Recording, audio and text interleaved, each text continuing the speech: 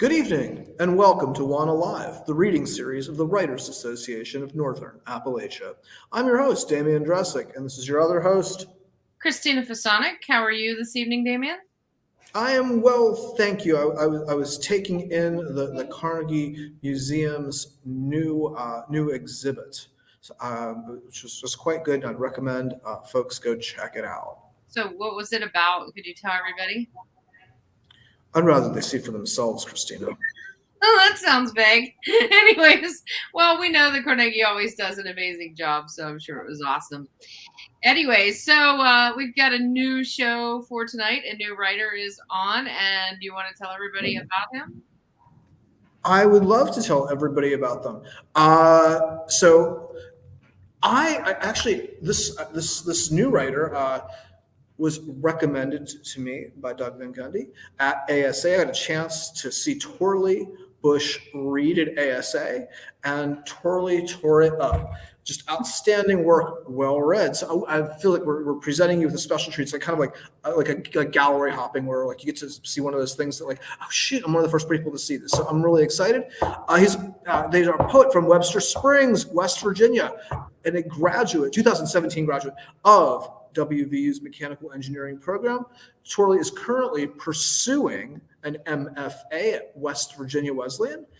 Torli has performed at several venues in Appalachia, including Pittsburgh's own City of Asylum and the Lewisburg Literary Festival. Their work has appeared in the Pittsburgh Slam Poetry Anthology and Kin Literary Journal. So let's bring on Torli Bush. Hello. Good evening. Good evening. Yes, I will get into reading these poems.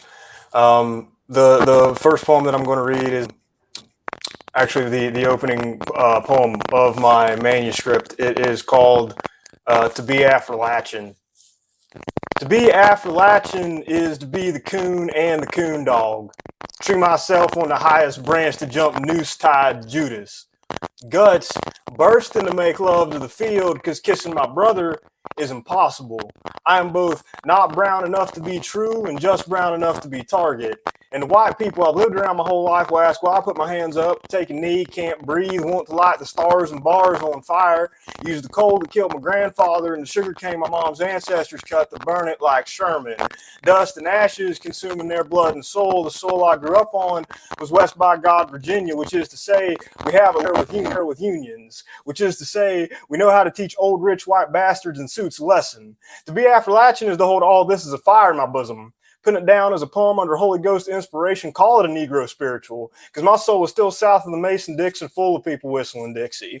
It is the old white man with his 4 canine teeth framing the black hole of his mouth, calling me nigger on primary election day in my hometown of Webster Springs for holding a sign in protest, we are all made in God's image. And I stare into his eyes, wanting to break all 4 frames of that black hole, but I clutch the sign, bite my tongue, because my black mother, poet, left her muse to me as a dying gift after my birth. And my white father, a sailor, taught me death is the only thing to weep over. Her mother was a political revolutionary in Grenada. His mother worked her whole life around food in Webster Springs. Her father was a tailor in Barbados. His father was a coal miner in Craigsville. And I am an engineer in Bridgeport. But that old stranger knew nothing of this. Saw my skin and his eyes ran Fox News red. Fuck your Jesus.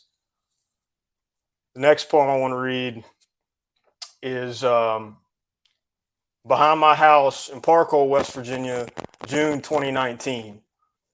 Still, the Elk River is running, soft, verdant, constant, wearing away the stones, crying against the eternal smoothing. Still, my soul is a deer, skittish, fleeting, through the forest in a rut, looking for love. The last of these is a sin before a ritual of courtship, and I wonder which hunter of men will claim me at death, Yeshua or Satan. Still, the rain falls and the sun scatters dual rainbows trailing into these mountains. I'm told the rainbow was a promise to not flood the earth, and rain is a mercy given to the just and unjust, but the rivers consumed Webster, Camden, Richwood, and the whole south of West Virginia some 3 summers ago. Still, people were rebuilding, and there was a hope in that, to say I still stand, like the rocks railing against being worn. I'm told we humans are a stubborn sort. Still, something Someone saw fit to make all of this a fever dream none of us could imagine. I'm told that once a man and woman were tempted by a serpent, and instead of leaving us, this creator broke into the fabric of everything, a fountainhead of living water, smoothing out our calloused hearts, and I cannot help but believe it still. The next poem I want to read is called The Closest Thing to a Miracle.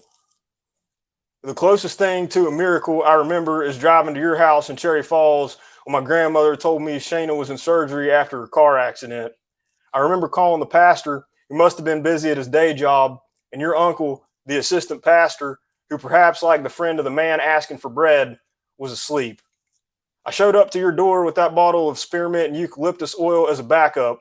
My heart was burning to get to the church because we don't speak in tongues but know that God heals, or at least abides with us in tragedy.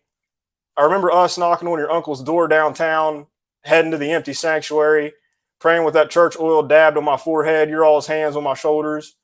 The surgeon's hands were steady. Her body and spirit fought to stay. She healed quicker than expected. Call it transfiguration. Elijah visits the young woman, chariot descending on a cloud of harvest rain.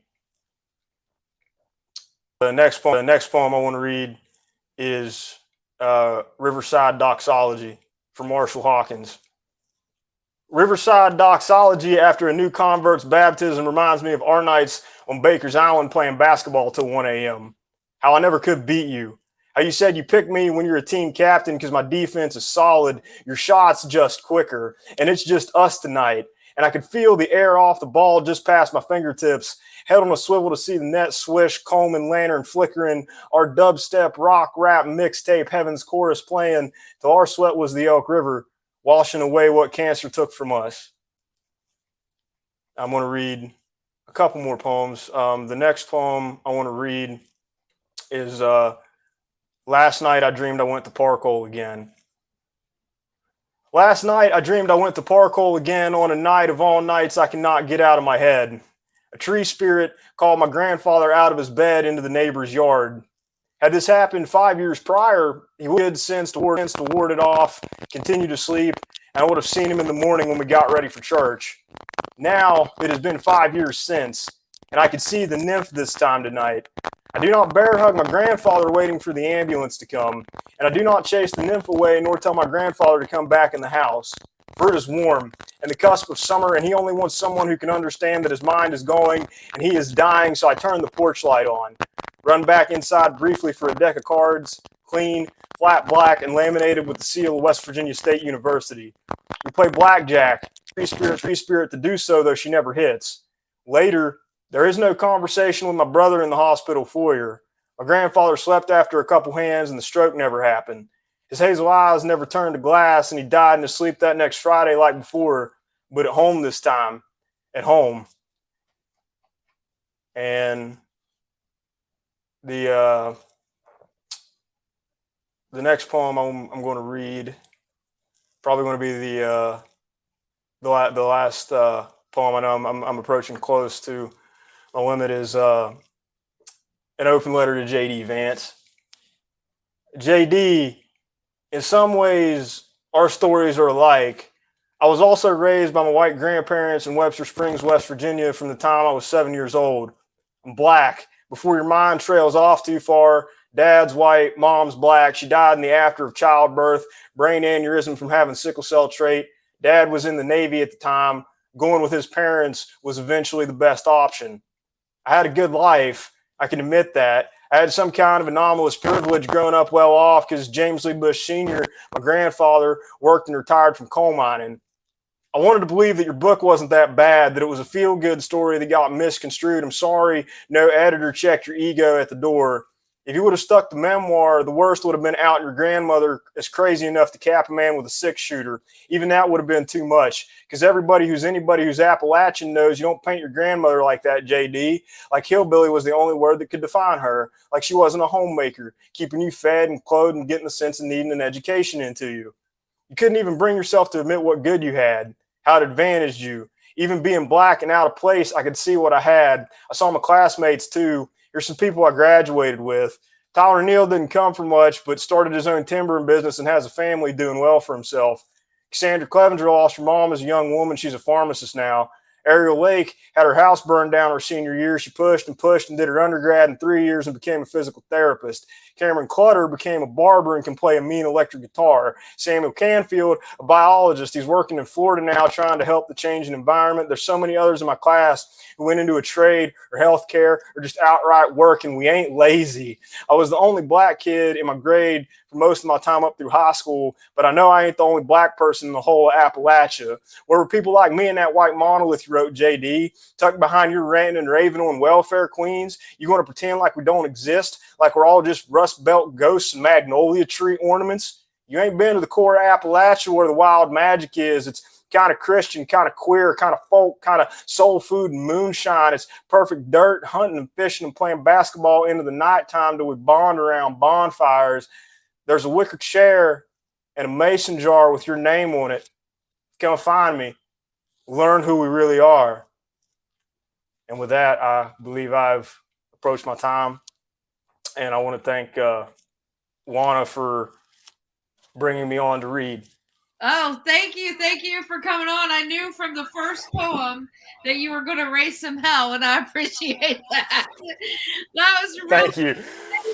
work. I love it. I love that first poem so much and all those contradictions, that there is no satisfying representation that you can be. You're not going to satisfy these people. You're damned if you do and damned if you don't. And all the way to the very last poem, I think anytime any of us invoke J.D. Vance, it's with, our fist raised. So I really appreciated your work. It was awesome. Thank you. Thank you. Yeah, Torli, thank you so much for coming on. I this is the second time I'm hearing the work, and it really it stands up amazingly well.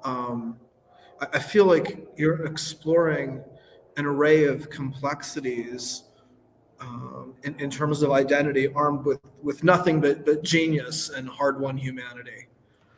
Just such powerful work, and so lapel grabbing. There's just a fierce urgency to it. I also I love the name, the J.D. Vance thing. I want to say I love what got me was that I wanted to believe.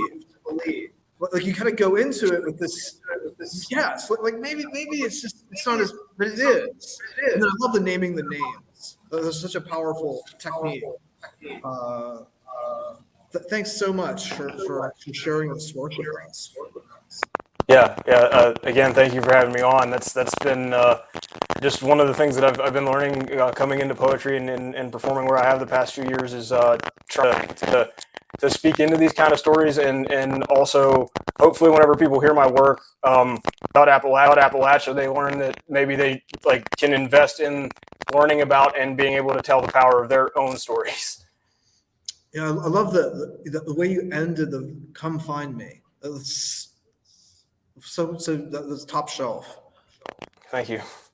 Well, and I appreciated the subtle call outs, like when you said to J.D. Vance, you could admit that you had some good things in your life, and he just couldn't admit that. He was only willing to, he refused to see his grandmother as any other way but hillbilly in a derogatory way, Yeah, I really appreciate your analysis through that poem. It was awesome. Thank you. We have some comments. Nancy Anderson says, "Wow, voice and talent." And Michael Sanders is saying, "Yo blood," which. Well, we know that we are going to keep hearing from you. We will be hearing from you and your work again. We're sure of that, especially as you work through your program at Wesleyan and go West Virginia, all that. Yeah. So thank you so much for coming on the show. It was great. Thank you for having me once again. Yeah, absolutely. All right. Well, thanks a lot. And we'll see everybody next week. Thank you so much for watching WANA Live. See you next week, everybody. Thanks, Torli. Bye.